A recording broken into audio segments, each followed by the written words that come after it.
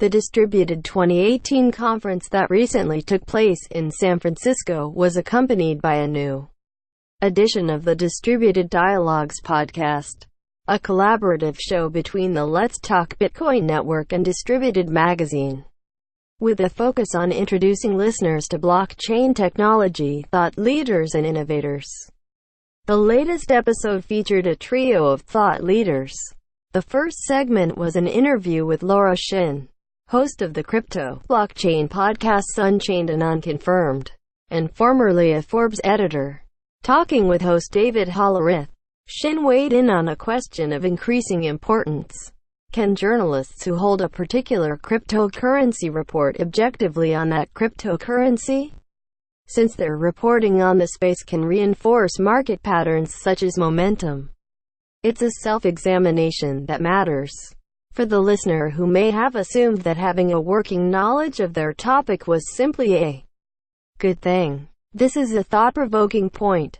Shin's past experience as a journalist showed her firsthand that different media outlets could have very different policies, with owning and disclosing being fine at Forbes, while cryptocurrency ownership, say for tiny amounts, is prohibited at the New York Times. I see the rationale for all of these different policies, Shin said.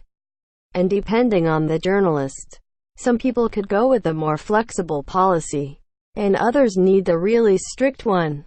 What it boils down to is that every individual person who buys into these cryptocurrencies, they need to do their own research. You hear this all the time, but that is the truth of the matter. A visit from Aaron Van Werdum, technical editor for Bitcoin magazine, also touched on the topic of whether or not cryptocurrency journalists can themselves hold cryptocurrency and still report objectively on the space. For me, Bitcoin is just my money of choice, Van Werdum replied. If you're holding US dollars as a journalist, does it mean you can't cover what the Federal Reserve is doing?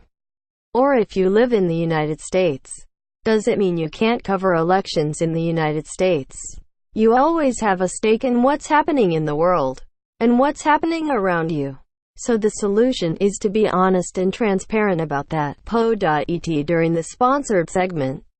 The show shifts from the journalistic ethics of covering blockchain technology to its opportunities for entrepreneurship in the arts.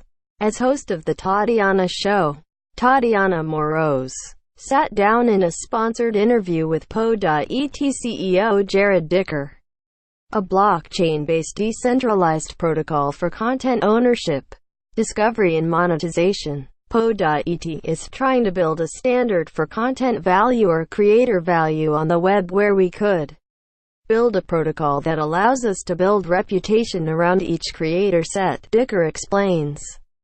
That could be music, that could be journalism, physical art, digital art, but really give a platform for them to build that reputation and drive more value directly to them via monetization. According to Dicker, Po.et strives to be an all-creator tool that serves multiple forms of media.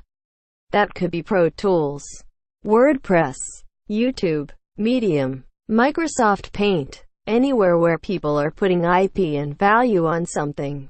How can we immediately have that hooked? Have that authorship and attribution stamped on the chain?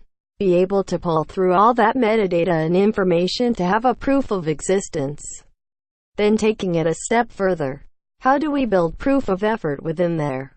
Quote, from that point, content can be licensed on the Po.et platform, said Dicker, creating an end-to-end decentralized way for you, as a creator, to get the most value out of the work that you're doing. Disclaimer. The parent company of Bitcoin magazine, BTC Media, LLC, is an affiliate of Po.et. Hashtag journalism, hashtag Chen, hashtag poet, hashtag distributed dialogues, hashtag LTB, hashtag Van Werdum, hashtag media.